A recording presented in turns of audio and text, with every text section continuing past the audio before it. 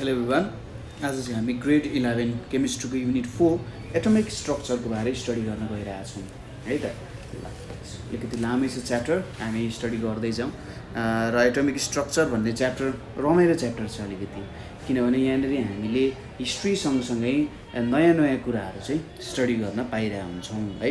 एउटा मोडर्न एप्रोचमा के भइरहेको थियो र एउटा ओल्ड कन्सेप्टहरू कस्तो खालको ओल्ड कन्सेप्टहरू थियो त्यो सम्बन्धी पनि हामीले स्टडी गर्न पाउँछौँ है त।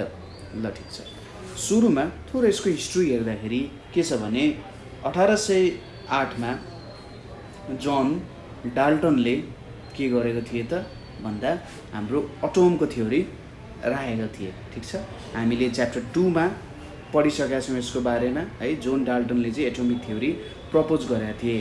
त्यहाँनिर प्रपोज गर्दाखेरि जोन डाल्टनले के भन्यो भन्दा every matter is made up of के त एक्सट्रिमली स्मल इन्डिभिजिबल पार्टिकल्स। ठिक छ, इन्डिभिजिबल पार्टिकल्स कल्ड एटम्स। ठिक छ, यो एउटा थ्योरी तिनले पब्लिस गरेका थिए। र एटम्स भनेको ग्रिकमा जसलाई काट्न सकिँदैन त्यसलाई एटम भनिन्छ। अब यो कन्सेप्ट चाहिँ धेरै समय रहिरह्यो कि एटम भनेको नै फन्डामेन्टल कुरा हो, योभन्दा सानो जान सकिँदैन। तर पछि एउटा रिसर्च आयो।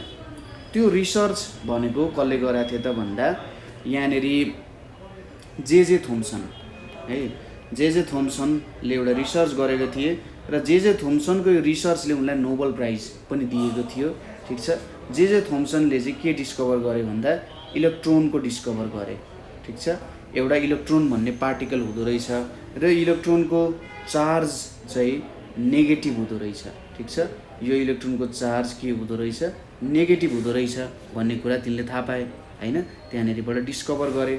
त्यसै गरी अब अरू साइन्टिस्टहरू पनि थिए, जस्तै गोल्डस्टाइन थिए हैन, रदरफोर्ड थिए। ठिक छ, गोल्डस्टाइन, रदरफोर्ड अनि जेम्स च्याडविक। ठिक छ, च्याडविक भन्ने साइन्टिस्टहरू थिए र उहाँहरूले है त उहाँहरूले पनि आफ्नै कुरा, जस्तै गोल्डस्टाइनले चाहिँ प्रोटोन डिस्कभर गर्नुभएको थियो है, र च्याडविकले लास्टली न्युट्रोनको डिस्कभर गर्नुभयो है त। च्याडविकले जुन न्युट्रोनको डिस्कभर गर्नुभयो यो धेरै पछि डिस्कभर भयो, किनभने प्रोटोनको त पोजिटिभ चार्ज हुन्छ। ठिक छ, प्रोटोनको एउटा पोजिटिभ चार्ज हुन्छ, तर न्युट्रोन चार्जलेस हुन्छ, यसमा केही पनि चार्ज हुँदैन, जसको कारण के भयो त त्यहाँनिर यसलाई डिस्कभर गर्न गाह्रो थियो। तर च्याडविकले यसको डिस्कभरी गरे। यहाँनिर हामी इलेक्ट्रोन र प्रोटोनको डिस्कभरी त हेर्छौँ, तर न्युट्रोनको डिस्कभरीको बारे हामी धेरै कुराहरू यहाँनिर केही पनि गर्दैनौँ है त। 19th सेन्चुरी र 20th सेन्चुरीमा यो कुराहरू चाहिँ डिस्कभर भएको थियो है। अब यति डिस्कभर भइसकेपछि त के पनि थाहा भयो भन्दा हाम्रो एटम जुन छ यो एटमलाई पनि हामी के गर्न सक्छौँ, काट्न सक्ने रहेछौँ। काटेर यसलाई चाहिँ प्रोटोन, त्यसै गरी न्युट्रोन र इलेक्ट्रोन बनाउन सक्ने रहेछौँ। ठिक छ, एटम चाहिँ इन्डिभिजिबल छैन भन्ने कुरा थाहा पायौँ र प्रोटोन र न्युट्रोन मिलेर चाहिँ न्युक्लियस बन्दो रहेछ र यो न्युक्लियसमा लगभग टोटल मास अफ एटम हुन्छ र इलेक्ट्रोन चाहिँ यो न्युक्लियसको वरिपरि घुम्ने काम गर्दो रहेछ। त्यसपछि अझै रिसर्चहरू हुँदै जाँदाखेरि एटम्समा त यो 3टा हुन्छ भन्ने थाहा भयो। अझै रिसर्च हुँदै जाँदाखेरि के थाहा पाइयो त भन्दाखेरि अरू फन्डामेन्टल पार्टिकल्सहरू डिस्कभर भयो। ठिक छ, अरू फन्डामेन्टल पार्टिकल्सहरू जस्तै मैले प्रोटोन र न्युट्रोन जुन छ, यो प्रोटोन र न्युट्रोनलाई मैले टुक्राएँ भने यसले हामीलाई क्वार्क्सहरू दिँदो रहेछ है, क्वार्क्सहरू दिँदो रहेछ, अझै सानो पार्टिकल भयो।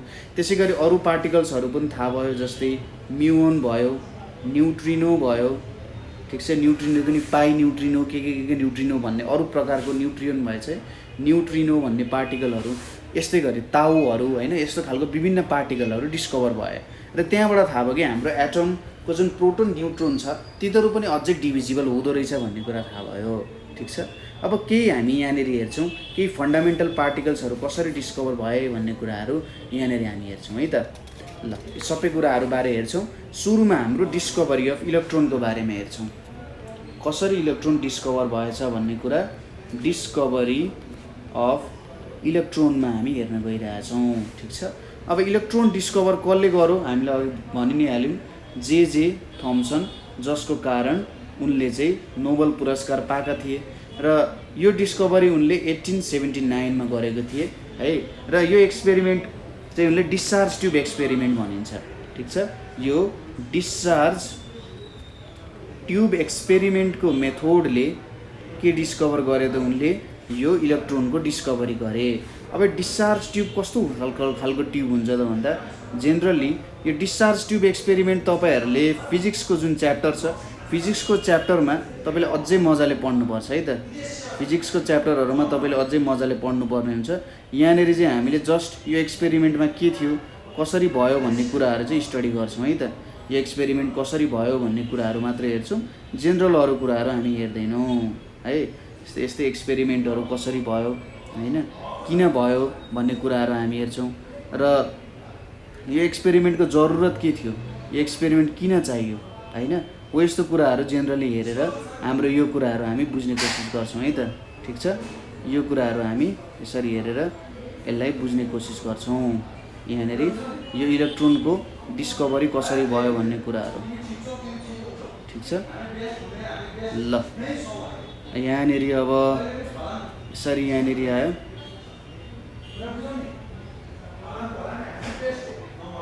यहाँनिर हामीले यसरी लाइन बनायौँ। मेरो डिस्चार्ज ट्युब अलिकति नराम्रो भयो होला, त्यही पनि है त, केही छैन। ठिक छ। ल यसरी हामीले डिस्चार्ज ट्युब बनायौँ है। चरा जस्तो भएछ त, डिस्चार्ज ट्युब बनाउने भनेको चरा जस्तो बनेछ है। ल यसरी एउटा ट्युब छ यहाँनिर है। यहाँनिर ट्युब छ। सपोज यो एउटा डिस्चार्ज ट्युब हो। यहाँनिर अब हामीले के गर्छौँ, एउटा हाई भोल्टेज ब्याट्री राख्छौँ। हाई भोल्टेज ब्याट्रीहरू राख्छौँ। ब्याट्री भनेको चाहिँ इलेक्ट्रोन्सहरू दिनको लागि जेनरली हामीले ब्याट्रीहरू राखिरहेको हुन्छौँ है। इलेक्ट्रोन्सहरूको लागि ब्याट्रीहरू राख्छौँ यहाँनिर। ल यसरी यो ब्याट्रीले चाहिँ के गर्छ भन्दा इलेक्ट्रोन्सहरू पठाउने काम गर्छ है त। अब यहाँनिर हाम्रो के छ भने यसरी मैले राखेँ। अर्को यो यताबाट आयो, यो यता माथि आयो र यो यताबाट छिरो है त। ल यहाँनिर आयो। ल यहाँनिर अर्को छ है। त्यसपछि यसमा एउटा भ्याक्युम पम्प हुन्छ। यहाँनिर अर्को एउटा भ्याक्युम पम्प हुन्छ है। टु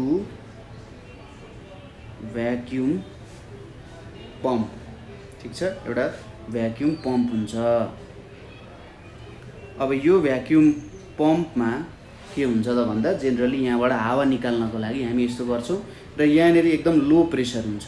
यो जुन हाम्रो रिजन छ यहाँनिर ग्यास एट लो प्रेसर, यहाँनिर केही पनि प्रेसर हुँदैन। अब यहाँबाट हाम्रो के हुन्छ, यताबाट यो नेगेटिभ चार्ज कनेक्टेड छ। हेर्नुहोस् त, यता नेगेटिभ चार्ज कनेक्टेड छ, यतापट्टि हाम्रो पोजिटिभ चार्ज छ। यहाँनिर हाम्रो के छ त, पोजिटिभ चार्ज कनेक्टेड छ, यतापट्टि नेगेटिभ चार्ज कनेक्टेड छ। जेनरली के छ भन्दाखेरि नेगेटिभ चार्जहरू मुभ हुँदो रहेछ। यो हाम्रो टोटलमा डिस्चार्ज ट्युब भयो। यहाँनिर ग्यास एट लो प्रेसर भयो। अब के गरियो त भन्दा जब हाई भोल्टेज यहाँनिर पास गरियो, हाई भोल्टेज लो प्रेसरमा, ठिक छ, हाई भोल्टेज लो प्रेसरमा पास गर्दाखेरि के भयो त जेनरली भन्दाखेरि यहाँनिरबाट एक प्रकारको रेडिएसन इमिट भएको देखियो। ठिक छ। जब यस्तो इमिट भयो यहाँबाट चाहिँ रेडिएसनहरू यतापट्टिको डिरेक्सनमा गएको देखियो। यो डिरेक्सनमा चाहिँ रेडिएसनहरू गइरहेका थिए। ठिक छ। यतापट्टिको डिरेक्सनमा रेडिएसनहरू गएको देखियो र यो रेडिएसन चाहिँ हाम्रो पोजिटिभ डिरेक्सनतिर गइरहेको थियो क्या। यतापट्टिको डिरेक्सनमा रेडिएसन गइरहेको थियो। यो हाम्रो पोजिटिभ टर्मिनल भयो, नेगेटिभ भयो। नेगेटिभतिरबाट पोजिटिभतिर के भइरहेको थियो, रेडिएसन गएको जस्तो देखियो। ठिक छ। र जुन रेडिएसन गयो यो रेडिएसनलाई चाहिँ क्याथोड रेज भनेर भनियो। किन क्याथोड रेज भनियो त भन्दा रेडिएसन इमिट भएको नेगेटिभ टर्मिनलबाट र नेगेटिभ टर्मिनलबाट इमिट भएको रेडिएसन क्याथोड रेज हुन गयो है त। अब हामी यसको केही प्रपर्टिजहरू हेरौँ है त। हाम्रो क्याथोड रेजको केही प्रपर्टिजहरू छन्। प्रपर्टिजमा पहिलो प्रपर्टी हाम्रो के छ त यहाँ भन्दाखेरि तिनीहरूले चाहिँ एउटा सार्प स्याडो बनाउँदो रहेछ। ठिक छ। सपोज हामीले यसको अगाडि एउटा अब्जेक्ट राखिदिउँ, ठिक छ। सपोज मैले यसरी एउटा कुनै अब्जेक्ट राखिदिएँ भने, एउटा कुनै यसो अब्जेक्ट राखिदिएँ, स्याडो प्रोड्युस गर्न सक्ने खालको यसरी अब्जेक्ट राखिदिएँ भने यसले के गर्दो रहेछ त, स्याडो फर्म गर्दो रहेछ पछाडितिर, ठिक छ। अब स्याडो केले फर्म गर्छ त, जेनरली लाइटले फर्म गर्छ अथवा लाइटले स्याडो फर्म गर्ने काम गर्छ है। पहिलो प्रपर्टी यही हुन जान्छ कि they produce a sharp shadow of the solid object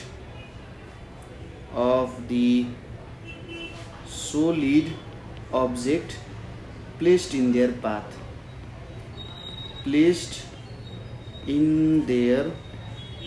भन्ने छ। र यसले के देखाउँछ त भन्दा cathode rays travel in straight line. नभए त यदि त्यो त्यहाँनेरि भएको भए र त्यो अगाडि आएको भए के हुन्थ्यो, क्याथोड रे त डिभिएट भएर पनि जान सक्थ्यो, तर डिभिएट भएर गएन भनेपछि तिनीहरू स्ट्रेट पाथमा रहँदो रहेछ भन्ने कुरा भयो। त्यसै गरी यसको साटो तपाईँहरूले अब एउटा व्हील राखिदिनु यहाँनिर है। जस्तै एउटा व्हील, यस्तो खालको एउटा जुन घुम्न सक्ने खालको व्हील हुन्छ, यसरी तपाईँले एउटा व्हील राख्नुभयो। यो व्हील राख्दाखेरि ठिक छ, प्याडल व्हील भन्छ। यो प्याडल व्हील चाहिँ एउटा माइका भन्ने एलिमेन्टले बनेको हुन्छ।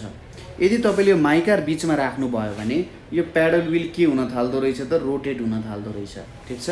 यो प्याडल व्हील चाहिँ रोटेट हुँदो रहेछ। अब रोटेट हुनको लागि त केही कुरा त्यहाँ गएर ठोकिनु पर्यो, फोर्स दिनु पर्यो हो। लाइटले त जेनरली कुनै कुरालाई घुमाएको तपाईँलाई थाहा छ त छैन नि, भनेपछि यो चाहिँ एउटा पार्टिकल हुनुपर्छ भन्ने कुरा हामीलाई थाहा भयो, ठिक छ। दोस्रो चाहिँ यही कुरा आउँछ। दोस्रोमा के लेख्ने, if a light paddle wheel that of mica, ठिक छ। त्यो लाइट पैडल व्हील चाहिँ माइकाको बनाएको, माउन्टेड अन एक्सल। त्यतिकै त घुम्दैन, केही कुरामा अडाउनु पर्यो हैन। एक्सल भनेको यसलाई अडियाको एउटा पोइन्ट जस्तो भयो, axle. If a light paddle wheel mounted on axle is placed on there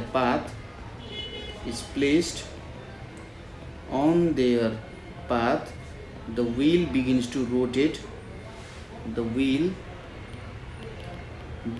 to rotate and this proves cathode rays are made of material particles। जस्तै फ्यानहरू घुम्छ, त्यो फ्यानहरू घुम्दाखेरि अथवा तपाईँले ठुल्ठुलो अल्गो फ्यानहरू देख्नु भएको छ, इलेक्ट्रिसिटी प्रोड्युस गर्ने युज भएको हो। त्यो इलेक्ट्रिसिटी प्रोड्युस गर्ने युज गरेको जुन फ्यान छ, त्यो फ्यानमा यदि हावा नठोकिने, हावामा त अक्सिजन, नाइट्रोजन आदि इत्यादि धेरै कुराहरू हुन्छ जुन मेटेरियल पार्टिकल्सहरू हो हैन। मेटेरियल हुन्छ, त्यसको केही सर्टेन वेट हुन्छ, त्यसको सर्टेन केही भोल्युम हुन्छ, त्यो गरेर ठोकिएपछि नै त्यो घुम्छ। लाइट मात्रै पर्दाखेरि त त्यो घुमिरहेको हुँदैन, हावा नै पर्नु पर्यो। त्यसैले यहाँबाट बुझिन्छ यो एउटा मेटेरियल पार्टिकल्स हो, ठिक छ। त्यसै गरी सपोज हामीले इलेक्ट्रिक फिल्ड एप्लाई गऱ्यौँ अरे, ठिक छ। हामीले इलेक्ट्रिक फिल्ड एप्लाई गऱ्यौँ भने हामीले के देख्छौँ त भने यो पार्टिकल्सहरू चाहिँ पोजिटिभ टर्मिनलतिर जान खोज्दो रहेछ, ठिक छ। के हुँदो रहेछ, पोजिटिभ टर्मिनलतिर यसको मुभमेन्ट हुँदो रहेछ। जहिले पनि जेनरली हेर्दाखेरि पोजिटिभ टर्मिनलमा यसको मुभमेन्ट हुन खोज्दो रहेछ। यसरी पोजिटिभ टर्मिनलमा मुभमेन्ट हुनुको मतलब के भयो त, अब हामीलाई के थाहा छ, अनलाइक चार्जेसहरूले एकअर्कालाई एट्र्याक्ट गर्छन्। अब अनलाइक चार्जेसले एट्र्याक्ट गरिसकेपछि पोजिटिभ टर्मिनलमा जानुको मतलब यो क्याथोड रेजहरू चाहिँ नेगेटिभ टर्मिनल रहेछ, ठिक छ। यो कुरा बुझ्यो ल, यो कुरा पनि हामीले बुझ्यौँ। त्यसै गरी मैले एउटा म्याग्नेटिक फिल्ड यहाँनिर राखेँ, ठिक छ। यहाँनिर म्याग्नेटिक फिल्ड राख्यो भने जेनरली के हुँदो रहेछ भने यो रेजहरू चाहिँ नर्थ पोलतिर जाँदो रहेछ, ठिक छ। एउटा म्याग्नेटिक फिल्ड सेटअप गऱ्यो भने यो रेजहरू नर्थ पोलतिर जान खोज्दो रहेछ। अब नर्थ पोलमा जानुको मतलब के हुन्छ भने यिनीहरूमा चाहिँ नेगेटिभ चार्ज छ है भन्ने कुराहरू हुन्छ, ठिक छ। यो कुराहरू बुझ्यो ल। नेक्स्ट कुरा के पनि छ भने सपोज यहाँनिर मैले एउटा मेटल फोइल राखेँ है, त यो अगाडिको कुरा बुझ्नुभयो, यिनीहरू नेगेटिभ चार्जहरू हुँदो रहेछन् भन्ने कुरा पनि बुझ्यो।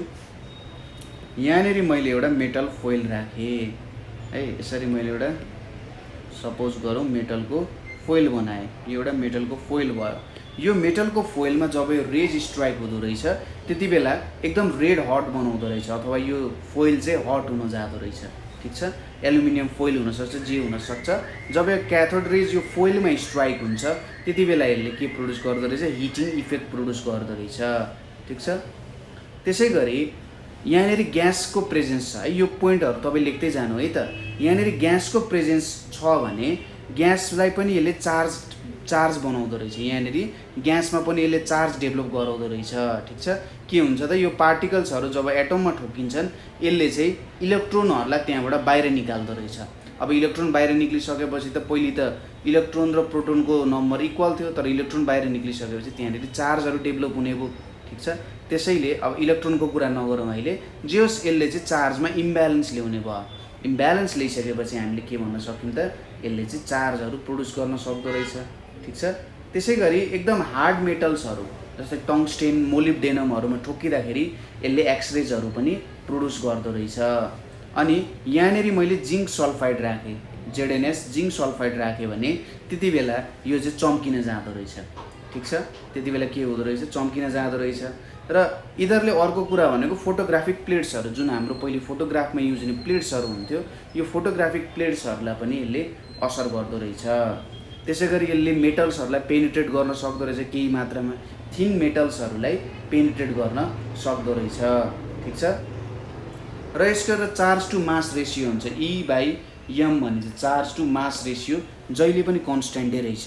ठीक छ, चार्ज टु मास रेसियो जहिले पनि कन्स्ट्यान्ट हुँदो रहेछ।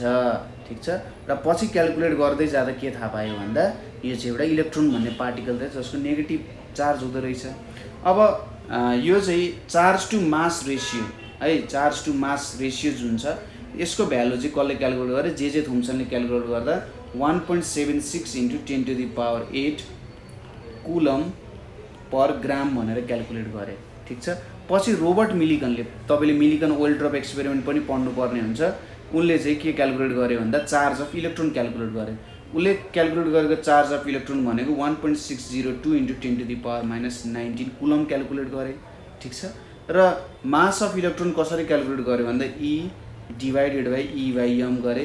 यो भनेको कति हुन्छ, 1.602 × 10⁻⁹ divided by 1.76 × 10⁸ equals to 9.10 × 10⁻28 grams भनेर उनले भेटे। ठीक छ, यसरी चाहिँ इलेक्ट्रोनको चार्ज र मासहरू सबै क्यालकुलेट भयो। र मास अफ इलेक्ट्रोन जुन छ, सपोज मास अफ इलेक्ट्रोनलाई मैले ME लेखेँ भने यसको भ्यालु चाहिँ equals to 1/1837 times mass of hydrogen atom हुँदो रहेछ। ठीक छ, यसको भ्यालु चाहिँ यति हुँदो रहेछ हाइड्रोजन एटमसँग। एउटा हाइड्रोजन एटममा जेनरली एउटा प्रोटोन र एउटा न्युट्रोन हुन्छ। यहाँबाट के देखिन्छ भने प्रोटोनको माससँग कम्पेयर गर्ने भने इलेक्ट्रोनको मास एकदमै नेग्लिजिबल छ। ठीक छ, के हुँदो रहेछ, एकदमै नेग्लिजिबल हुँदो रहेछ। र जेनरली इलेक्ट्रोनको चार्जको अगाडि यसरी माइनस सिम्बल दिने पनि चलन छ, किनभने यो नेगेटिभ चार्ज हो। यसको म्याग्निट्युड, इलेक्ट्रोनको चार्जको म्याग्निट्युड प्रोटोनको चार्जको म्याग्निट्युड लगभग एक नै हुन्छ, एउटै हुन्छ। तर यसको चाहिँ नेगेटिभ लेख्नुको कारण यो चाहिँ नेगेटिभ चार्ज है भनेर जनाउनको लागि मात्रै यहाँनिर लेख्या हो। ठीक छ, यो एउटा नेगेटिभली चार्ज पार्टिकल हुँदो रहेछ जसको मास भनेको 9.1 × 10⁻31 kg लेख्दा पनि भयो, फरक पर्दैन। चार्ज चाहिँ -1.602 × 10⁻19 कुलम हुन्छ भन्ने कुरा भयो। ठीक छ, यति कुराहरू बुझ्यो। हामीले माथि भनेको कुराहरू सबै टिक्नु होला है त। मैले यहाँ पोइन्ट वाइज त लेखेको छैन, यो दुईवटा कुराहरू लेखिदिएँ किनभने यसले एउटा पार्टिकल भनेर जनायो हैन। ल अब नेक्स्ट भनेको हाम्रो के छ, डिस्कभरी अफ प्रोटोन भन्ने कुरा छ। डिस्कभरी अफ प्रोटोन छ। अब प्रोटोनको डिस्कभरी भनेको चाहिँ के हो त भन्दा एटम एउटा इलेक्ट्रिकली न्युट्रल कुरा हुन्छ। ठीक छ, इलेक्ट्रोनको डिस्कभरी भयो, ठीक छ, तर एटम एज अ होल हेर्दाखेरि इलेक्ट्रिकली न्युट्रल हुन्छ। द्याट इज यसमा चार्जलेस जस्तो देखिन्छ भन्न खोजे हो। ठीक छ, as a whole electrically neutral हुन्छ। अब नेगेटिभ चार्ज त भेट्यो भनेपछि यो नेगेटिभ चार्जलाई ब्यालेन्स गर्ने एउटा पोजिटिभ चार्ज पनि हुनुपर्छ। नेगेटिभ चार्ज र पोजिटिभ चार्जको इक्वल नम्बर भएपछि त यो चार्जलेस हुनसक्छ त, अथवा चार्जलेस भन्दा नि न्युट्रल हुनसक्छ। त्यसैले प्रोटोन भन्ने कुरा पनि हुनुपर्छ भन्ने त्यहाँबाट कन्सेप्ट आयो। अब प्रोटोनको कुरा गर्दाखेरि पनि लगभग एउटै खालको यहाँनिर के आउँछ त कुराहरू आउन जान्छ। ठीक छ, प्रोटोनको कुरा गर्दा लगभग त्यस्तै कुराहरू आउँछ। यसमा पनि गोल्ड स्टाइनले डिस्कभर गरे 1886 मा, ठिक छ। इलेक्ट्रोन डिस्कभर भएको कति 7 वर्षपछि चाहिँ प्रोटोनको डिस्कभरी भयो है। प्रोटोनको लागि के गरियो त भने यहाँनिर एउटा फिगर छ डिस्चार्ज ट्युबको। सपोज यो हाम्रो एउटा डिस्चार्ज ट्युबको लागि भयो, यहाँनिर यसरी आएको छ। डिस्चार्ज ट्युबको एक्सपेरिमेन्टहरू हामीले सायद ब्याचलर्स लेभलमा पनि गरिँदैन होला, मास्टर्स लेभलहरूमा सायद अलिअलि हेरिन्छ होला है डिस्चार्ज ट्युबको कुराहरू, डिस्चार्ज ट्युबको एक्सपेरिमेन्टहरू। तर यहाँनिर अब फिगरमै पढ्नुपर्ने हुन्छ, बाध्यता नै हो, के गर्ने होइन। हाम्रो जो एजुकेसन सिस्टममा यसरी एउटा प्र्याक्टिकल एप्रोचमा देखाउने चलन त छैन। जस यसरी यहाँनिर भयो एउटा, यहाँनिर एउटा यसरी भरिदिउँ होला, यहाँनिर यसरी छ एउटा है, यहाँनिर आयो। त्यसपछि एउटा के छ त यहाँनिर यसरी भ्याक्युम ट्युब जस्तो छ, यो भ्याक्युम बनाउनको लागि युज गरे हो है। भ्याक्युम बनाउनको लागि यहाँनिर हामीले यो कुरा युज गरेका छौँ। यसरी बाहिर निक्लिने भयो, यताबाट यहाँनिर यताबाट यहाँनिर पोजिटिभ चार्ज दिने काम गरिन्छ। यो चाहिँ के हो त जेडएनएसले यसमा हामीले पोतेको छौँ, ठिक छ। कोटेड विथ जेडएनएसले यसलाई हामीले कोट गरेका छौँ। त्यसपछि यहाँनिर अर्को के युज गरेका छौँ त भने यहाँनिरबाट यताबाट एउटा नेगेटिभ टर्मिनल छ, यहाँनिर नेगेटिभ टर्मिनल छ र यो नेगेटिभ टर्मिनलहरू चाहिँ यस्तो खालको एउटा भाँडो जस्तो, ठिक छ। यसरी भाँडो जस्तो कुराहरू छ यहाँ है, यस्तो भाँडो जस्तो कुराहरू छ, यसरी राखिएको छ है। यहाँदेखि माथिसम्म यसरी राखिएको छ ताकि त्यहाँको पार्टिकल्सहरू चाहिँ यहाँसम्म आओस्। यसरी यहाँनिर राख्यो, यो नेगेटिभ टर्मिनल भयो, ठिक छ। अब यहाँभित्र हामीले एउटा ग्यास पनि राखेका छौँ, hydrogen gas at low pressure. एकदम लो प्रेसर, एकदम लो एमाउन्टमा चाहिँ हामीले हाइड्रोजन ग्यास राखेका छौँ, ठिक छ। यति कुराहरू बुझ्यो। यहाँनिर नेगेटिभ चार्ज छ है। अब यहाँनिर के गरियो भन्दा एउटा पर्फोरेटेड क्याथोड लियो। अब एनायन क्याटायन भनेको त तपाईँलाई थाहा नै छ, क्याटायन भनेको पोजिटिभ चार्ज हो, क्याथोड भनेको चाहिँ नेगेटिभ रड हो, ठिक छ। क्याथोड भनेको नेगेटिभ रड हुन्छ। यो जुन क्याथोड भनेर हामीले भन्यौँ यो एउटा पर्फोरेटेड क्याथोड हो, ठिक छ। पर्फोरेटेड भनेको त्यहाँनिर दुलोहरू बनाइएको छ भन्न खोज्यो। कुनै ठाउँमा पर्फोरेसन छ भन्नुको मतलब त्यहाँनिर चाहिँ दुलोहरू बनाइएको छ, केही कुराहरू त्यहाँबाट छिर्न सक्छ भनेर भने हो, ठिक छ। यो कुरा बुझ्यौँ हामीले। एकदम लो प्रेसरमा हामीले यो ग्यासहरू राखेका छौँ। यहाँनिर पर्फोरेटेड क्याथोड छ, यताबाट हाम्रो एनोड छ। अब यहाँनिर के थाहा पायो भने जब हामीले एकदम हाई प्रेसर युज गऱ्यौँ है, जब हामीले एकदम हाई प्रेसरमा काम गऱ्यौँ, यहाँनिरबाट के देखियो भने केही एमाउन्टमा चाहिँ छिरिरहेछ, यसरी रेजहरू चाहिँ छिरेर गइरहेको छ है। यसरी रेजहरू छिर्दै गइरहेको छ। अब मेरो अलिकति बाङ्गो भयो यहाँ, तर सिधा नै गइरहेछ है। सिधा रेजहरू चाहिँ छिरेर उता जेडएनएसमा गएर ठोकिरहेको छ, ठिक छ। र यसले एउटा ग्रिन फ्लोरेसेन्स, ठिक छ, हरियो चम्किलो कुराहरू निकालिरहेको छ, ठिक छ। जस्तै हाम्रो ट्युबलाइटमा व्हाइट बलिरहेको छ, त्यसमा एक प्रकारको मेटेरियल छ, त्यो पनि फ्लोरेसेन्सको एउटा एक्जाम्पल हो। यहाँनिर चाहिँ ग्रिन फ्लोरेसेन्स भयो। हाम्रो ट्युबलाइटमा व्हाइट फ्लोरेसेन्स बनाइयो भने यहाँनिर एउटा ग्रिन फ्लोरेसेन्स निकालियो, ठिक छ। ग्रिन फ्लोरेसेन्स आउँदो रहेछ। यो चाहिँ नेगेटिभ, पोजिटिभबाट एउटा रे ट्रान्सफर हुँदै नेगेटिभमा जाँदो रहेछ र जेडएनएसमा ठोके चाहिँ हरियो के बनाउँदो रहेछ त फ्लोरेसेन्स निकाल्दो रहेछ। र यस्तो रेज जुन चाहिँ एनोडबाट निक्ल्यो अथवा पोजिटिभ टर्मिनलबाट निक्लियो, यस्तोलाई हामीले के भन्यौँ, एनोड रेज भनेर भन्यौँ, ठिक छ। केबाट निक्लियो हो त यो पोजिटिभ टर्मिनलबाट निक्लियो, यस्तोलाई चाहिँ हामीले एनोड रेज भनेर भन्यौँ, ठिक छ। जब कसरी प्रोड्युस भयो होला त यो, यहाँनिर कसरी निक्लियो होला त, कसरी यो एनोड रेजहरू निक्लियो होला त। एनोड रेजहरू निक्लिन त जेनरली हामी अलिकति माथिल्लो कन्सेप्टमै छिरौँ कि के हुन्छ भने सपोज मैले सबसे सिम्पल लिएँ, यो हाइड्रोजन एटम भयो। यो हाइड्रोजन एटमको वरिपरि के भइरहेछ त इलेक्ट्रोनहरू सपोज गरौँ घुमिरहेको छ है। यहाँनिर चाहिँ इलेक्ट्रोनहरू घुमिरहेको छ। यहाँनिरबाट जुन हाइड्रोजनमा एउटा प्रोटोन हुन्छ, इलेक्ट्रोनहरू वरिपरि घुमिरहेको छ है। अब यति घुमिसकेपछि यो इलेक्ट्रोनलाई के गर्नु पर्यो, निकाल्नु पर्यो।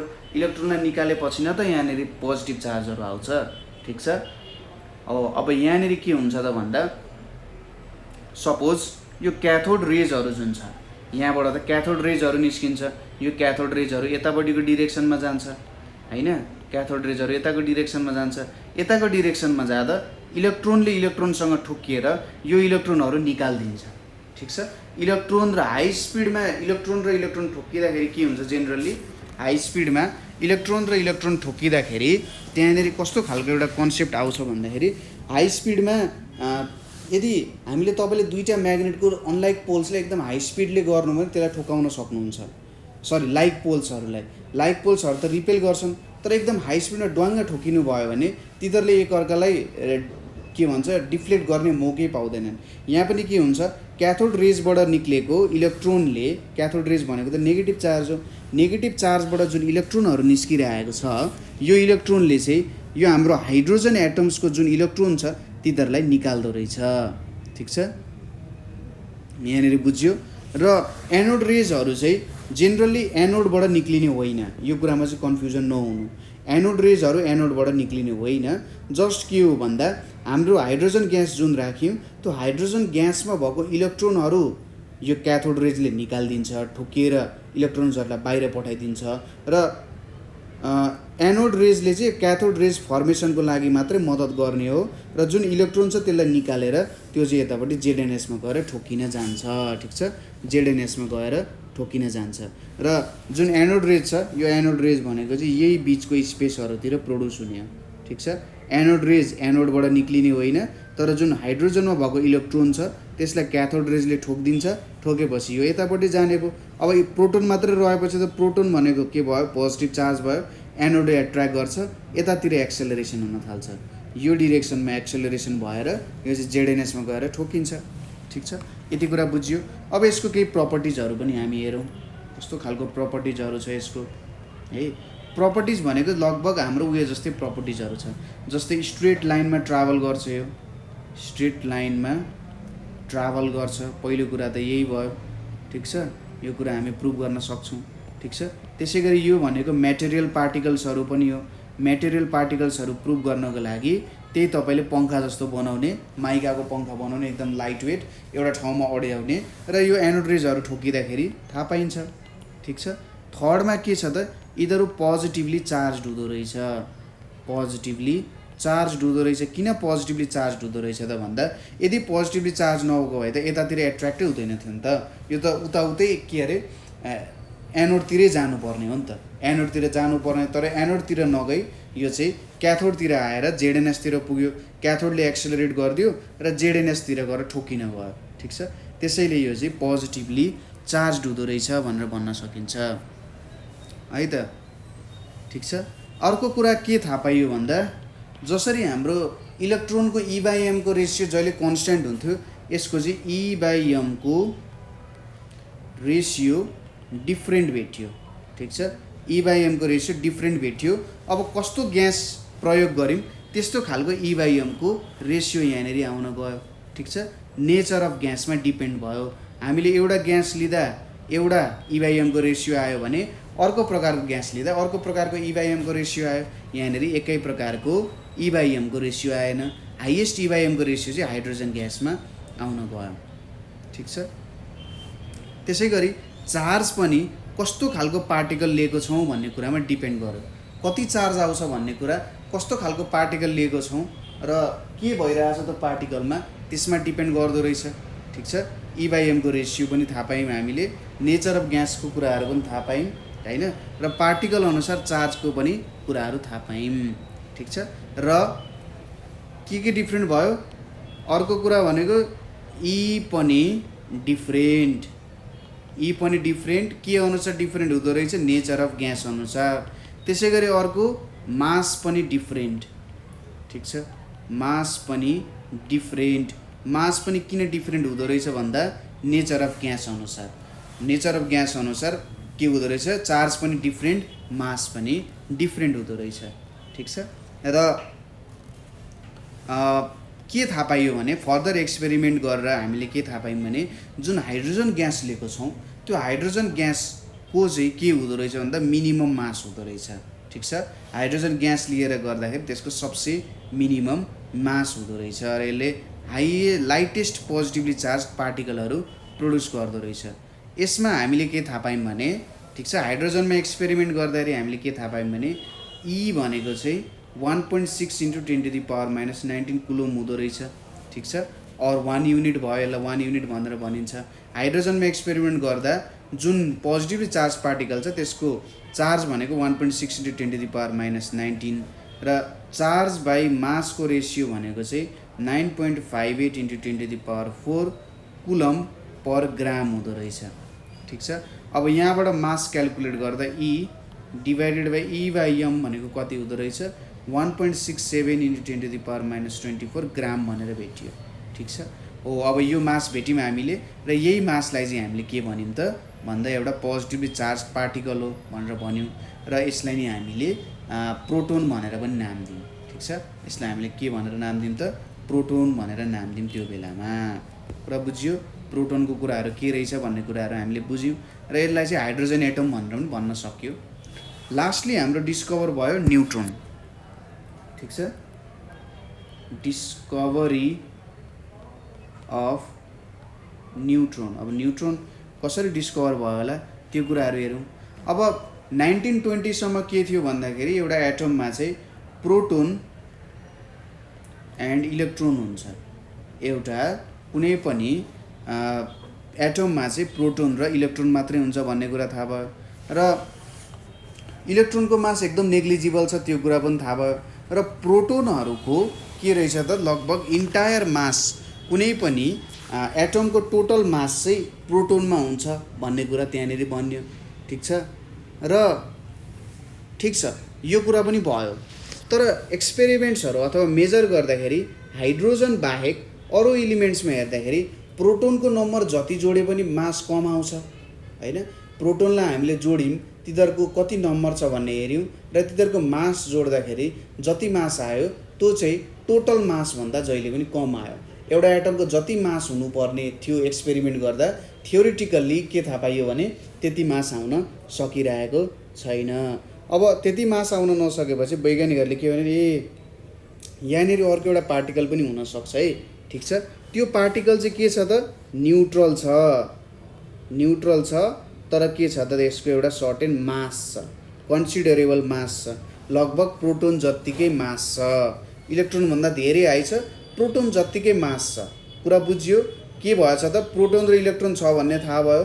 अब प्रोटोनको लगभग सबै एटमको मास प्रोटोनमा हुन्छ किनभने प्रोटोनको मास धेरै छ, इलेक्ट्रोन एकदम नेग्लिजिबल छ। प्रोटोनको नम्बरहरू हाइड्रोजन बाहेक अरूमा जति एड गरे पनि मिल्दैन मास भनेपछि त्यहाँनिर अर्को न्युट्रल मास छ अथवा न्युट्रल छ पुरा पार्टिकल जुन चाहिँ चार्ज छैन तर कन्सिडरेबल मास छ। त्यहाँबाट जेम्स च्याडविकले एक्सपेरिमेन्ट गर्न थाले 1932 मा। हेर्नुहोस् त कति ढिलो डिस्कभर भएको थियो। प्रोटोन र इलेक्ट्रोनको अन्तर कति थियो 8 वर्ष थियो भनेपछि यहाँनिर लगभग 30 वर्ष नै छ जस्तो छ। ठिक छ, र एउटा केही एक्सपेरिमेन्ट्सहरू गरे यिनले चाहिँ स्क्याटरिङ एक्सपेरिमेन्ट्सहरू गरे। कस्तो स्क्याटरिङ एक्सपेरिमेन्ट्सहरू गरे भन्दा ठिक छ केही लाइट्स इलिमेन्ट्सहरू चाहिँ लाइट इलिमेन्ट जस्तै बेरिलियम, लाइट इलिमेन्टहरूमा एउटा बेरिलियम पर्यो अथवा बोरोन, बोरोनहरू अथवा बेरिलियममा चाहिँ यिनले के ल्याएर ठोक्कायो भन्दा अल्फा पार्टिकल्सहरू। अल्फा पार्टिकल्सहरूलाई के भनिन्छ त doubly ionised helium atom. Doubly ionised helium atom भनेको कस्तो हुन्छ, हिलियमबाट दुईवटा इलेक्ट्रोन निकालियो। ठिक छ, हिलियमबाट जबरजस्ती दुईवटा इलेक्ट्रोन निकालियो भने यसमा पोजिटिभ चार्ज दुईवटा आउने भयो, 2 पोजिटिभ चार्ज आउने भयो। यसलाई नै डब्ली आयोनाइज्ड भनिन्छ। ठिक छ, डब्ली आयोनाइज्ड भनेको यसको दुईवटा इलेक्ट्रोनहरू निकाल्यो, डब्ली आयोनाइज्ड हिलियम एटम। ठिक छ, र जब यो कुराहरू चाहिँ बेरिलियम अथवा बोरोनमा ठोकाइयो त्यति बेला के निस्क्यो त भन्दा त्यहाँनिरबाट पार्टिकल्सहरू निस्क्यो जुनको केही चार्ज नै थिएन। ठिक छ, पार्टिकल्सहरू निक्लियो जसको कुनै चार्ज नै थिएन। जस्तै हामीले यसको रियाक्सन हेर्दाखेरि जब मैले डब्ली आयोनाइज्ड हिलियम एटम केसँग ठोकाएँ त बेरिलियमसँग ठोकाएँ, यहाँनिर 9.4 थियो, योसँग ठोक्काउँदाखेरि यसले चाहिँ एउटा कार्बन र एउटा एटोमिक नम्बर 0, हेर्नुहोस् त एटोमिक नम्बर 0 छ तर एटोमिक मास 1 छ, एटोमिक नम्बर 0 छ तर एटोमिक मास के छ 1 छ, त्यस्तो खालको इलिमेन्ट प्रड्युस गर्ने भयो हो। यस्तो चाहिँ के भयो त यो हाम्रो न्युट्रोन भयो, किनभने यसको एटोमिक नम्बर 0 छ। एटोमिक नम्बर भनेको number of proton, number of proton 0 छ तर यसको एटोमिक मास भनेको 1 छ। 1 एटोमिक मास भनेको लगभग प्रोटोनकै मासको छ हो। यसरी चाहिँ न्युट्रोनको के भएको हो त डिस्कभरी भएको हो। ठिक छ, यति कुरा बुझ्यौँ हामीले प्रोटोन, इलेक्ट्रोन र न्युट्रोनको डिस्कभरीहरू यहाँनिर हामीले हेऱ्यौँ। त्यसपछि अर्को कुरा हामीले आउँछ, ल यो तीनटा कुराहरू त हामीले डिस्कभर गऱ्यौँ है, तीनटा कुराहरू डिस्कभर गऱ्यौँ, तर यो कुराहरू एउटा एटममा कसरी रहेको छ होला त, कसरी बसेको छ होला। र एटमहरू जे पाए तरिकाले त बसेको छैन, इधर त स्टेबल छ होइन, स्टेबिलिटी छ इधरकोमा। अब यो स्टेबिलिटी कसरी गेन गरौँ होला, अथवा यो पार्टिकल्सहरू त्यसरी सँगै कसरी बस्न सकेको छ होला भन्नको लागि त एउटा मोडल डेभलप गर्नु पर्यो यसले एक्सप्लेन गर्नको लागि हो। त्यसको लागि विभिन्न थ्योरी, विभिन्न मोडलहरू डेभलप भए। ठिक छ, विभिन्न थ्योरीहरू, विभिन्न मोडलहरू त्यसलाई एक्सप्लेन गर्नको लागि डिस्कभर भयो अथवा डेभलप भयो। अब त्यो बेलामा पनि डिस्कभर भएको थियो, तर जेनरली त्यो बेलामा न्युट्रोनको डिस्कभरी धेरै पछि भएको कारण एटम्सहरूलाई चाहिँ, एटम्समा चाहिँ प्रोटोन र इलेक्ट्रोन मात्रै छ र त्यही अनुसारको मोडल डेभलप गर्नुपर्छ है भन्ने कुरा त्यहाँनिर आयो। सुरुमा आयो थोम्सन मोडल, जुन चाहिँ हाम्रो थोम्सन मोडल अफ एटम जे थोम्सनले दिएको मोडल भयो। ठिक छ, यसलाई चाहिँ 1898 मा दिएको थिए। यो मोडलले के भन्छ भने एउटा स्फियर छ। ठिक छ, यो एउटा स्फियर भयो। यो स्फियर टोटालिटी रूपमै के छ त, यो स्फियर टोटालिटी रूपमै के छ, चार्ज, पोजिटिभ चार्जको स्फियर हो। अब यो पोजिटिभ चार्जको स्फियरभित्र के छन् त, नेगेटिभ चार्जको डल्लाहरू बसेका छन्। ठिक छ, यसरी मिलेर नेगेटिभ चार्जको के छन् त डल्लाहरू बसेका छन्।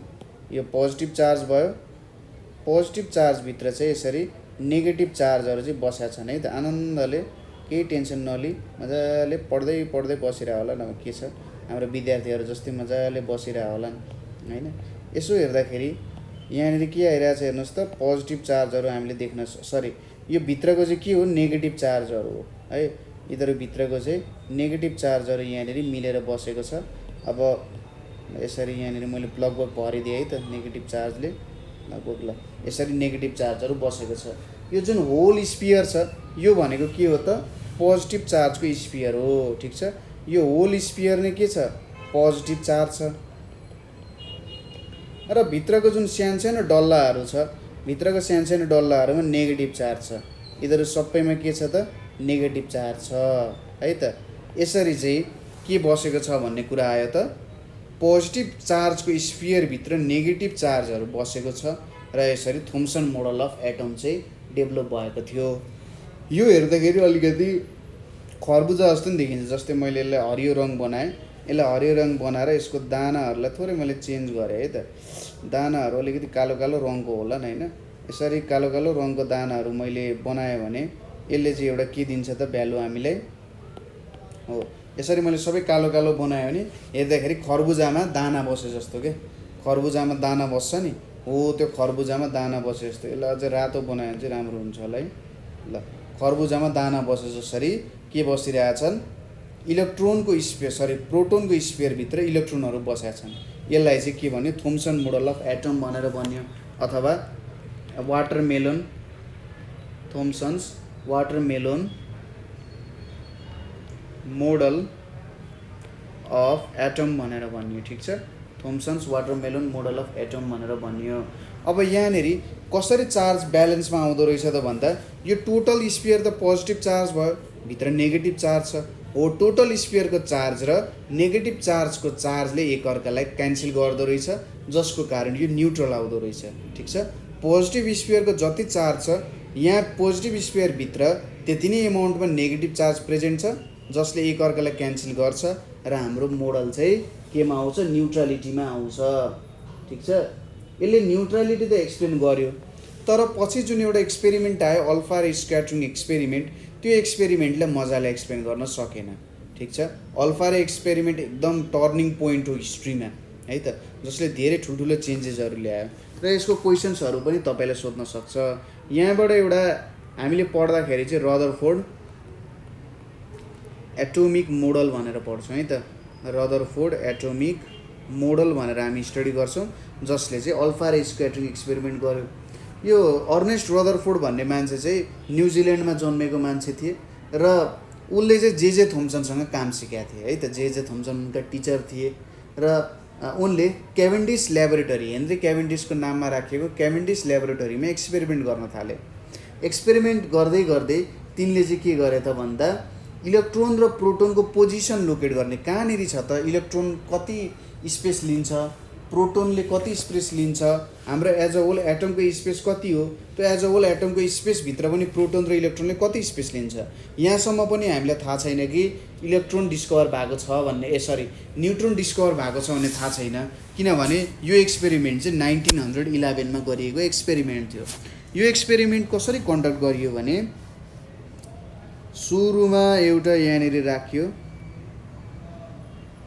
यहाँनिर हामीले एउटा इटा जस्तो बनाउँछौँ है त, ब्लक जस्तो बनायौँ। यो एउटा ब्लक आउँछ यहाँनिर है त, यो ब्लक तपाईँहरूले बनाउन सक्नुहुन्छ। यो ब्लक भनेको चाहिँ जेनरली तपाईँहरूको जुन अलिकति विकिरणहरू भन्छ है, रेडियो एक्टिभ भन्छ, नेक्स्ट च्याप्टरमा आउँछ रेडियो एक्टिभिटीको बारेमा। यो रेडियो एक्टिभिटीबाट बचाउनको लागि यस्तो बक्स युज गरिन्छ। त्यसपछि यहाँनिर चाहिँ एउटा छुट्याउनको लागि है, यहाँनिर एउटा छुट्याउनको लागि के गरियो भन्दा यस्तो खालको अलिकति यसलाई ठुलो बनाउँदा ठिक होला। ल यसरी यसलाई छुट्याउनको लागि के बनाइयो भने यहाँनिरबाट पास हुने कुरा बनाइयो। त्यसपछि यसरी यहाँनिर एउटा स्क्रिन छ, ठिक छ, अलिकति बाङ्गो स्क्रिन भएको हुनसक्छ। यसरी एउटा स्क्रिन छ यहाँनिर, ठिक छ, यहाँनिर एउटा स्क्रिन आउन गयो, यसरी एउटा स्क्रिन आयो है त। ल यो स्क्रिनलाई मैले अलिकति यता माथि सारिदिन्छु। ल यस्तो खालको एउटा स्क्रिन छ। अब यो स्क्रिनमा के भयो भने यहाँबाट आएको ठोकिन्छ। यहाँनिर चाहिँ हामीले के राख्यौँ भने रेडियम भन्ने कुरा राख्यौँ है। रेडियम भनेको एउटा रेडियो एक्टिभ मेटेरियल हो। रेडियो एक्टिभ मेटेरियल भइसकेपछि यसले त रेडिएसनहरू फाल्छ। अब यो एउटा के हो त, लिड ब्लक हो है त, ब्लक अफ लिड हो। यो ब्लक अफ लिडले चाहिँ यो रेडियमको जुन रेडिएसन छ, यो रेडियम जुन छ, रेडियमले रेडिएसन फाल्छ, म्याडम क्युरीले डिस्कभर गरेको रेडियम। अब यो ब्लक अफ लिडले चाहिँ जताततै जान दिँदैन, किनभने यसले त यता पनि रेडिएसन फाल्छ, यता नि फाल्छ, यता नि फाल्छ, सबैतिर जान दिने भएन, एउटा सर्टेन डिरेक्सनमा मात्रै जान दिने भयो, फरवर्ड डिरेक्सनमा, ठिक छ। त्यसपछि यहाँनिर एउटा स्लिट भन्ने कुरा छ। स्लिट भनेपछि सानो दुलो भयो, ताकि त्यहाँबाट एकदम फाइन मात्रामा मात्रै के छिरोस् त, विकिरणहरू छिरोस्, ठिक छ, एकदम फाइन मात्रामा विकिरणहरू छिरोस्। अनि यहाँनिर एउटा थिन गोल्ड फोइल राखियो, ठिक छ, यहाँनिर एउटा एकदमै थिन गोल्ड फोइल यहाँनिर राख्न गइयो है त, एकदम थिन गोल्ड फोइल छ यो हो, यो थिन गोल्ड फोइल यहाँनिर राखियो। अब के हुन्छ भने तपाईँले एक्सप्लेन गर्नुले एक्सपेरिमेन्टलाई जेनरली यहाँबाट रेडिएसन निस्क्यो है, यहाँबाट रेडिएसन निक्ल्यो, सर रेडिएसन निक्लिँदैछ है, यहाँ रेडिएसन निक्ल्यो। अब यसले एकदम सर्टेन स्पेसमा मात्र के दियो त, एकदम नजिकै छ यो, हामीले देखाउने हो भने यसरी एकदमै नजिकै छ है, अरू रेडिएसनहरू बाहिर निक्लिन दिएन। अब गोल्डमा ठोकिएपछि के भयो भने यहाँनिर स्क्याटरिङ देखियो, ठिक छ, यसरी के देखियो त, स्क्याटरिङहरू देखियो, यहाँनिर स्क्याटरिङहरू देखियो, ठिक छ, यसरी ठोकिन गयो, यहाँनिर स्क्याटरिङहरू देखिन गयो, ठिक छ। यो स्क्याटरिङ भयो। मैले सायद एक दुईवटा कुराहरू लेख्न बिर्सेँ होला, जस्तै यो जेडएनएस स्क्रिन हो, रेडिएसन ठोकिएपछि यो स्क्रिन चाहिँ के हुन्छ, बल्न थाल्छ, जहाँनिर रेडिएसन ठोकियो त्यहाँनिर यो स्क्रिन चाहिँ ब्राइट हुन्छ, ठिक छ, यति कुरा बुझियो। र अल्फा पार्टिकल्सहरू चाहिँ स्ट्राइक गरेको हेरियो, अल्फा पार्टिकल्स कहाँ कहाँ स्ट्राइक गर्छ भनेर हेरियो, र के थाहा पाइयो भने मोस्ट अफ द अल्फा पार्टिकल्सहरू चाहिँ स्ट्रेट, यहाँनिर मोस्ट अल्फा पार्टिकल्सहरू स्ट्राइक भयो, ठिक छ, मोस्ट अल्फा पार्टिकल्सहरू यहाँनिर स्ट्राइक हुन गयो है त, स्ट्रेट रूपमा स्ट्राइक हुन गयो, धेरै डिफ्लेक्सन भएन, ठिक छ, यति कुरा बुझियो। एउटा थिन गोल्ड फोइल हो, यो कुरा पनि थाहा छ तपाईँहरूलाई, थिन गोल्ड फोइल हो यो थिन गोल्ड फोइलमा स्ट्राइक भयो, स्ट्राइक भएर त्यहाँनिर जताततै छरिन गयो, स्क्याटर हुन गयो, तर म्याक्सिमम चाहिँ स्ट्रेटमै हुन गएछ। यति कुरा बुझ्यो। एक्सपेरिमेन्टलाई एक्सप्लेन गर्दाखेरि के गर्ने भन्दा यहाँनिर एउटा लिड ब्लक छ अथवा figure is shown, experimental setup is shown as shown in figure. यहाँनिर ब्लक अफ लिड छ, ब्लक अफ लिडमा रेडियम छ। यो ब्लक अफ लिडले यो रेडियमको रेडिएसन जताततै छरिन दिँदैन ताकि विकिरण छरेर कसैलाई असर नगरोस् ल्याबमा। यसले एउटा सिधा बाटो दियो। यो थिन स्लिटले पनि एउटा तिखो रे मात्रै जान दियो, अरूलाई के गर्यो त बिचमै रोकिदियो। र जब थिन गोल्ड फोइलमा ठोकिन गयो, थिन गोल्ड फोइलमा ठोकिएर यो स्क्याटर भयो। स्क्याटर हुँदा जहाँ जहाँ पोइन्टमा यो ठोकिन गयो त्यहाँ त्यहाँ चाहिँ यो जेडएनएस स्क्रिन बल्न गयो अथवा फ्लोरेसेन्स आयो त्यहाँनिर। ठिक छ, जहाँ जहाँ ठोकिन गयो त्यहाँ त्यहाँ चाहिँ के आयो त फ्लोरेसेन्स आयो। कुरा बुझ्यो? यो भयो, यसरी आउँदो रहेछ यहाँनिर। ठिक छ, जहाँ जहाँ। अब यो चाहिँ एउटा माइक्रोस्कोपले अब्जर्भ गरियो है। अब यो एक्सपेरिमेन्ट गर्दाखेरि केही रिजल्ट्सहरू निस्क्यो। ठिक छ, एक्सपेरिमेन्टको अब्जर्भेसन्सहरू रदरफोर्डले यसलाई अब्जर्भ गरे। अब्जर्भेसन्स गर्दा तिनले के निकाले भन्दा मोस्ट अल्फा पार्टिकल्सहरू, मोस्ट अल्फा पार्टिकल्स भन्दा 99.9% अल्फा पार्टिकल्सहरू चाहिँ पास्ट विदाउट डिफ्लेक्सन। ठिक छ, केही पनि डिफ्लेक्सन नभई के भयो त यिनीहरू पास हुन गए। ठिक छ, यो एउटा रिजल्ट आयो। दोस्रो रिजल्ट के आयो भन्दा few alpha particles got deflected. ठिक छ, केही मात्रामा मात्रै अल्फा पार्टिकल्सहरू डिफ्लेक्ट हुने भए। र अर्को के भन्दा 1 in 20,000 20,000वटा एटममा एउटा एटम चाहिँ के भयो त डिफ्लेक्टेड बाई 180 डिग्री। ठिक छ, जुन बाटो आयो त्यही बाटो नै के हुन गयो त यो फर्किन गयो, तर एकदमै सानो मात्रामा मात्रै। ठिक छ, धेरै चाहिँ विदाउट डिफ्लेक्सन पास भए, केही चाहिँ डिफ्लेक्ट भयो स्मल एङ्गल्समा, र एकदम थोरै मात्रामा मात्रै 180 डिग्रीले डिफ्लेक्सन भयो। अब यो रिजल्टलाई कसरी बुझाउन सकिन्छ होला? केही पनि डिफ्लेक्सन आएन। अब अल्फा पार्टिकल्सहरू निकाल्दो रहेछ यो रेडियमले। अल्फा पार्टिकल्स भनेको त हामीले अघि भन्यौँ डब्ली आयोनाइज्ड हिलियम एटम हो, पोजिटिभ चार्ज छ। पोजिटिभ चार्जहरू केही पनि डिफ्लेक्सन बिना गए, डिफ्लेक्सन हुनुको कारण के हो भन्दाखेरि पोजिटिभ चार्जलाई डिफ्लेक्ट गर्ने अथवा आफ्नो बाटोबाट हटाउने भनेको त पोजिटिभ चार्ज नै चाहियो हैन। पोजिटिभ चार्जलाई आफ्नो बाटोबाट हटाउन पोजिटिभ चार्ज नै चाहियो भनेपछि पोजिटिभ चार्जले डिफ्लेक्ट गर्नु पर्थ्यो। पोजिटिभ चार्ज धेरै मात्रामा त्यहाँनिर रहेन रहेछ, अथवा पोजिटिभ चार्जहरू धेरै मात्रामा छैन भन्नुको मतलब पोजिटिभ चार्जहरू एउटा डेन्स पोकामा रहेछन् है, र मोस्ट स्पेस चाहिँ खाली रहेछ भन्ने कुरा यहाँनिर हामीले भन्न सकिन्छ। धेरै इम्टी स्पेस रहेछ, र धेरै इम्टी स्पेस भएको कारण यदि पोजिटिभ चार्ज ठुलो चाहिँ थियो भने, ठुल्ठुलो पोजिटिभ चार्ज थियो भने डिफ्लेक्सन धेरै देखिनु पर्ने हो। तर धेरै डिफ्लेक्सन नदेख्नुको कारण हामीले के बुझ्नु पर्यो, त्यहाँनिर लगभग एम्टी रहेछ भन्ने कुरा बुझ्नु पर्यो। Few alpha particles got deflected भन्नुको मतलब सानो एरियामा मात्रै के रहेछ त पोजिटिभ चार्जहरू प्रेजेन्ट रहेछ भन्ने कुरा बुझ्नु पर्यो। ठिक छ, सानो एरियामा मात्रै पोजिटिभ चार्ज प्रेजेन्ट रहेछ, र डिफ्लेक्टेड भनेपछि पोजिटिभ चार्जहरूमा ठोकेर यिनीहरूको डिफ्लेक्सन भएको। जस्तै यसको लागि एउटा फिगर लिन सकिन्छ। सपोज यो मेरो एउटा फिगर भयो है त, यहाँनिर यसको फिल हटाइदिउँ। यहाँनिर कस्तो भयो त भन्दा यहाँ मेरो पोजिटिभ चार्ज छ, अब यहाँनिर मेरो नेगेटिभ चार्ज मानौँ यसलाई। जेनरली के भयो भने अल्फा रेजहरू विदाउट डिफ्लेक्सन पास भयो। हेर्नुहोस् त, यस्तो खालको तरिकाले विदाउट डिफ्लेक्सन चाहिँ जेनरली पास भयो मोस्ट अफ द अल्फा रेजहरू। यताबाट पनि पास भयो, यताबाट पनि जेनरली पास हुन गयो। ठिक छ, यसरी पनि पास भयो अरे है।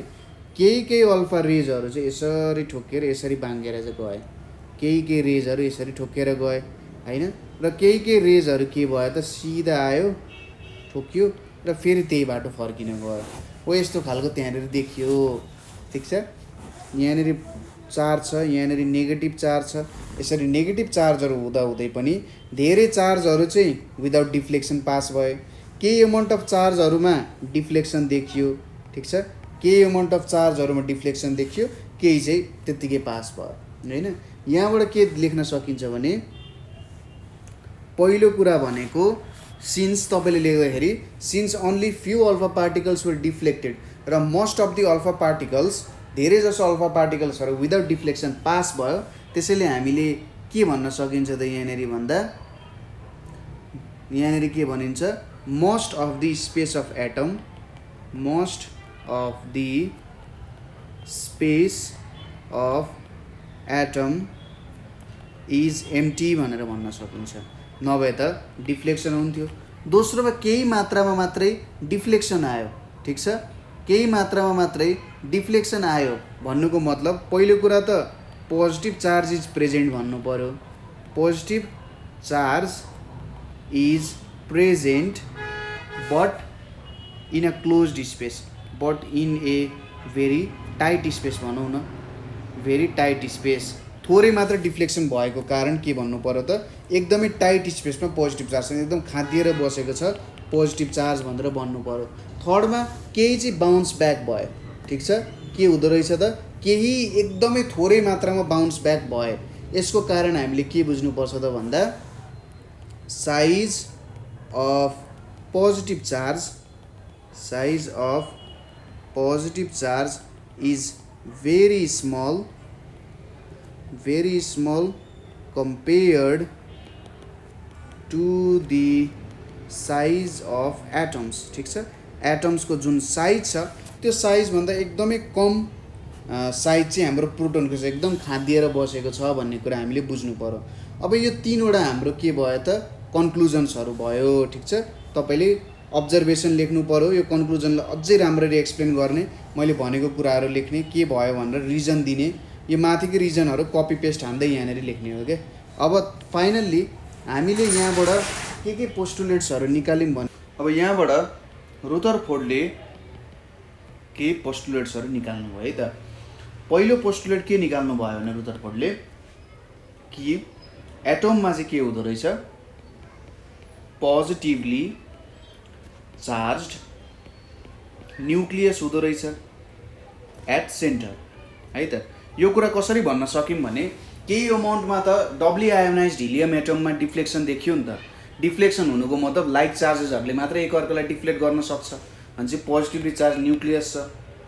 त्यसै गरी size of nucleus is very small as compared to size of atom होइन, यो कुरा पनि भनियो, नभए हाम्रो एकदम थोरै डिफ्लेक्सन देखिने थिएन। त्यसै गरी an atom is almost an empty space है त।